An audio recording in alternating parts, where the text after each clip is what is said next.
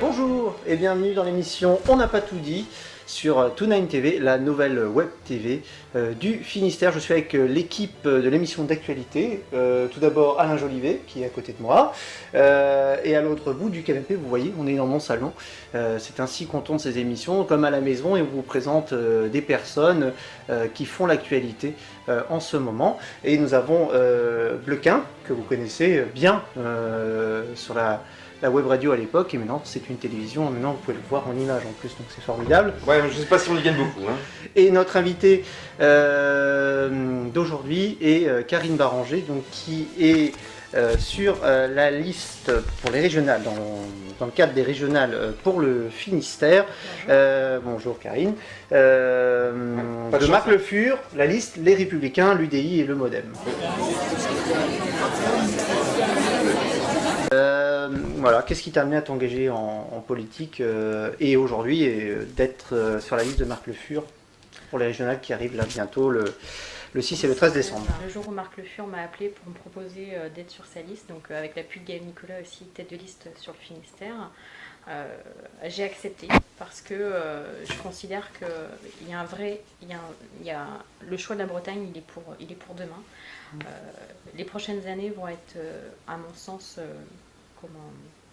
vont vraiment être décisives pour la Bretagne. Si on doit faire des choix stratégiques, c'est aujourd'hui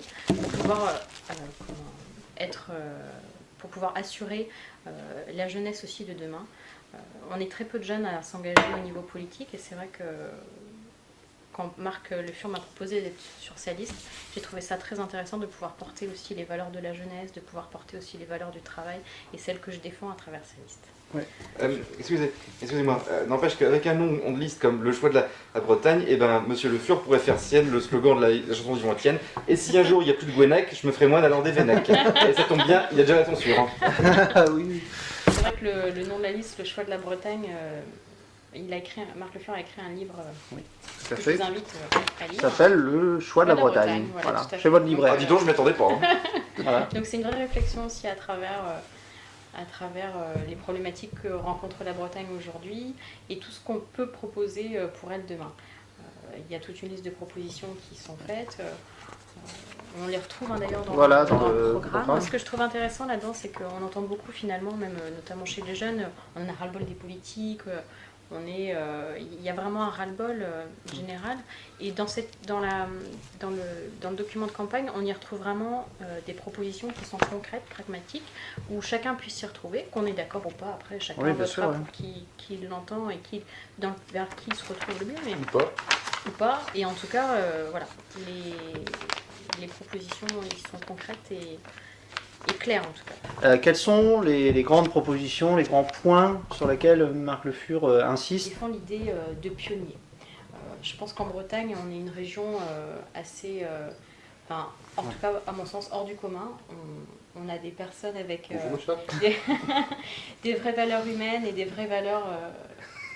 Oh non. Et des valeurs en tout cas d'entrepreneurs. Oui, voilà, et l'idée de pionnier vraiment est vraiment là au cœur du programme. Alors on y retrouve des propositions pour promouvoir l'économie bretonne, pour promouvoir aussi, pour aider les jeunes à, par exemple, à acquérir la propriété, à avoir le permis de conduire, parce qu'aujourd'hui en Bretagne, sans permis de conduire, c'est compliqué. Alors ce qu'on propose concrètement, par exemple, ça va être de promouvoir, il y a un grand nombre d'offres d'emploi en Bretagne qui ne sont pas promues, parce que les personnes ne sont pas formées pour, ou il n'y a pas suffisamment de main-d'œuvre dans la matière. On pense à l'hôtellerie, on pense au bâtiment, on pense à la pêche aussi. Il y a énormément d'offres d'emploi dans ces domaines-là qui ne sont pas où personne ne postule à ces postes-là. L'idée, c'est de pouvoir proposer des formations aux personnes qui sont demandeurs d'emploi pour pouvoir s'orienter vers ces métiers-là. Tout à fait. C'est marrant quand même le mot pionnier parce qu'en général on l'applique plutôt pour l'Ouest américain, mais tu me diras on reste à l'Ouest ici. Voilà, on est tous à l'Ouest en fait. Hein. C'est quoi les grosses différences alors, Karim, que tu vois essentiellement entre votre liste et ces autres listes-là? Alors, les différences, alors il y a énormément de points communs, ça c'est sûr. Je pense qu'on se bat tous pour la même cause qui est de défendre la région à un moment donné. Après, les propositions, elles sont différentes, les ambitions, elles sont différentes, les manières de faire sont différentes aussi. Dans notre liste à nous, je pense qu'on défend davantage l'entreprise et le côté pionnier de nos Bretons. Oui. C'est quelque chose qu'il faut continuer, pour lequel il faut se battre, c'est-à-dire d'avoir des sièges sociaux en Bretagne. Sans ça, on n'aura pas d'emploi. Christian Toadrec, j'apprécie beaucoup ses idées. Après, au-delà du folklore, je pense que la Bretagne, c'est pas juste du folklore et une culture, quoi. C'est aussi des gens qui y vivent, des gens qui veulent continuer à y travailler, qui veulent se développer économiquement. Et je pense que au-delà dessus, on a quelque chose de plus que les autres. Mais c'est vrai que Toadrec, au niveau du folklore, a fait beaucoup. On lui donne notamment maintenant cette chanson fameuse. Fous-toi sur la tronche, ce putain de bonnet rouge, et c'est clair que t'auras l'air gland. Interprété par le cousin du beau-frère du voisin de Michel Fugain, je précise. Moi, ce que j'ai trouvé extraordinaire dans le mouvement des bonnets rouges, et c'est pour ça que je dis qu'à un moment donné, on s'est tous sentis bonnets rouges, c'est que justement, patrons et ouvriers, on s'est tous retrouvés en bas, main dans la main, à défendre les mêmes valeurs, quoi. Parce qu'en Bretagne, je pense que le clivage, voilà, et puis surtout que le clivage patron-salarié, il est moins présent que dans d'autres régions, parce que l'esprit pionnier, les Bretons l'ont en eux, quoi. Enfin, tous les Bretons sont des personnes qui sont entrepreneurs de nature, qui ont envie de faire bouger les lignes, que ce soit dans l'associatif, en créant des entreprises. Il y a énormément de Bretons qui sont investis dans l'associatif. Je pense que chacun est entrepreneur à sa manière. Oui, tout à fait. Et pour moi, l'esprit pionnier en Bretagne, c'est quelque chose qu'il faut continuer à défendre et surtout qu'il faut aider. Alors non pas aider dans un sens donner des subventions. Les Bretons ne demandent pas à être assistés. Donc quand je te parle d'esprit pionnier, je te parle d'entreprise, entreprise de 10 salariés, je te parle de l'entreprise même qui a 2000 employés. Voilà, oui, les TPE, moi, les je travaille PME. dans une entreprise où l'esprit pionnier, il est au quotidien. Quand tu as un mec, clairement, je vais parler vulgairement, mais qui a les couilles d'aller, de créer sa boîte et d'aller en prison et de tout faire pour la créer. Je pense à Alexis Gouvernet qui a créé la Brittany Ferries. Et aujourd'hui, sa vie, où il y a 2000 emplois qui vivent grâce à ça, ok, on parle de pionnier. Chacun veut donner un mot sur son impression ou par rapport aux événements qui se sont déroulés en région parisienne. Un seul. Ça fait peur. Ça fait peur. Oui, mais au moins c'est sincère. Hein. Moi, tout simplement. Alors, tu parlais de culture, par contre. Moi, je pense que la culture française. Tu vois, moi, je pense l'humanisme, que c'est pas non plus représentatif de la culture, si tu veux, musulmane globalement. Et d'ailleurs, il n'y a pas une seule culture musulmane. Elle était très diverse. Et maintenant, effectivement, il y a une espèce de religion fantasmée sur le mode de l'idéologie qui finalement est très uniforme et n'est pas représentatif et en plus très ignorant, je pense, même des bases de la religion musulmane. Quand on a lu un peu le Coran, etc. Alors moi, mon avis là-dessus, c'est que j'ai pas réussi à en parler encore. Je trouve qu'on est tous profondément affectés, chacun le vit un peu à sa manière. La campagne des régionales, du coup, a été stoppée aussi vis-à-vis de ça. Normal. Il a été décidé finalement de conserver les élections les 6 et 13 décembre. Je pense que c'est une bonne chose parce que il faut continuer à défendre ces valeurs de démocratie. C'est le moment plus que jamais d'aller dans les urnes et d'exprimer son point de vue et d'exprimer aussi que c'est ça la démocratie et qu'on continuera à se battre pour ça et qu'on ne changera pas notre quotidien. Si tu pouvais voyager dans le temps, qu'est-ce que tu ferais? Si je pouvais voyager dans le futur, j'aimerais bien voir sous quelle forme va évoluer un petit peu les politiques qu'on peut appliquer aujourd'hui. Je serais assez curieuse de voir dans quelques années, parce qu'aujourd'hui c'est vrai qu'on se pose beaucoup de questions sur l'avenir, comment vont devenir nos enfants, qu'est-ce qu'on va pouvoir bien leur transmettre. Et Et c'est des questions que je me pose souvent et sur lesquelles je serais curieuse d'avoir une réponse. Et est-ce que le combat qu'on fait aujourd'hui tous les jours, qu'est-ce que ça va apporter demain à nos enfants, quoi. Si vous pouvez être réincarné dans le corps d'un animal, ce serait lequel? Je vois le chat qui n'est pas très loin. Je pense qu'un oiseau, c'est quelque chose. J'ai toujours aimé cette idée de pouvoir voyager rapidement d'un point à un autre. Et puis cet esprit de liberté aussi, pourquoi pas. Oui. Si tu pouvais être un personnage historique, homme ou femme d'ailleurs. Alors j'ai cité tout à l'heure Alexis Gourvenec, pardon. Alors c'est un homme, mais c'est vrai que je trouve que dans sa démarche, il est décédé aujourd'hui, donc je peux parler d'historique à mes yeux. Oui. Et c'est vrai que je trouve qu'il prône les valeurs que je défends tous les jours. Et oui, je pense que c'est quelqu'un dans lesquels que j'aimerais bien me réincarner un jour. Ouais.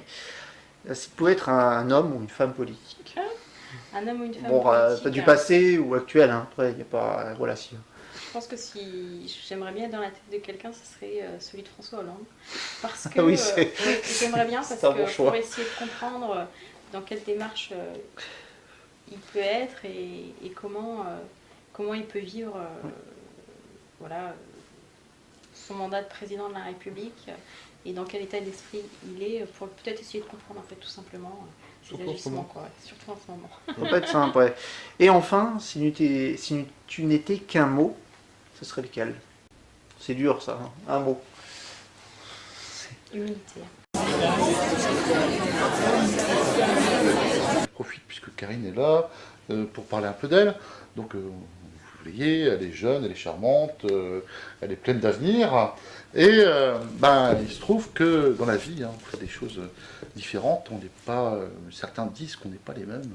Ce sont des périodes de la vie et que beaucoup de choses peuvent changer. Même les expériences, etc., peuvent nous changer. Voilà. Comment se fait-il que Karine, qui est là avec nous aujourd'hui, d'ici 90 ans, en fait, sera différente? Vous en doutiez un petit peu. Je ne lui cède pas, mais c'est probable. Et donc, la grande question, c'est comment pourra-t-on dire que Karine est encore Karine d'ici 90 ans? Et serons-nous là d'ailleurs pour pouvoir l'observer? Plus aucune de nos cellules ne seront les mêmes d'ici ce laps de temps. Donc, qu'est-ce qui fait de nous des êtres uniques malgré tous ces changements? Alors déjà, première chose, je pense que heureusement qu'il y a autant de changements dans une vie. Heureusement qu'on n'est pas des êtres linéaires qui ont toujours les mêmes idées tout le long d'une vie. Je pense que la vie justement est faite de changements, est faite de problèmes aussi, est faite d'aléas qui nous construisent au fur et à mesure. Et je pense que c'est ça. Nos cellules justement sont différentes à la naissance qu'à 90 ans parce que justement les événements de la vie nous ont fait évoluer, nous ont construit aussi. Les idées que j'ai aujourd'hui, elles ne sont pas venues du jour au lendemain. Il y a des histoires qui font qu'on est attaché à un sujet plus qu'un autre. Il y a des valeurs familiales qui sont là, il y a une éducation, il y a un parcours professionnel, il y a un parcours associatif. Et je pense que tout ça forge un caractère et forge des idées aussi. Alors ces idées sont amenées à évoluer aussi au fur et à mesure des rencontres qu'on peut faire, des échanges aussi qu'on peut faire avec des gens de différents univers. Et je pense que c'est là que c'est intéressant de ne pas se calibrer et d'être tout le temps avec le même type de profil de personne. Et à 90 ans, j'espère qu'on se souviendra de moi par rapport aux actions et aux choses qui ont pu être construites vis-à-vis des idées qu'on a défendues. Voilà. Ouais, alors, mais si on continue avec picoler, dans 90 ans, on ne sera pas le bon penseur. Ça conserve, on a dit. Voilà, alors vous voyez, vous voyez peut-être pas très bien comme ça, j'ai tout bonnement dessiné notre chère Karine en bécassine, mais c'est et Karine quoi. Avouez qu'elle est mignonne comme ça. Vous trouvez le dessin sur Facebook. Pour l'anecdote, elle dit Madoué, le costume va mieux qu'à l'autre quand même, non? Enfin, encore que sur mon dessin c'est pas flagrant parce que je vous connais pas ressemblante, mais Karine est trop jolie donc ça me freine un peu pour la caricature. Oh. Quelle gentillesse. Bon, et donc voilà, je l'offre à notre charmante invitée, voilà. Qui en a déjà quelques-uns, mais bon, c'est personnel. Ouais.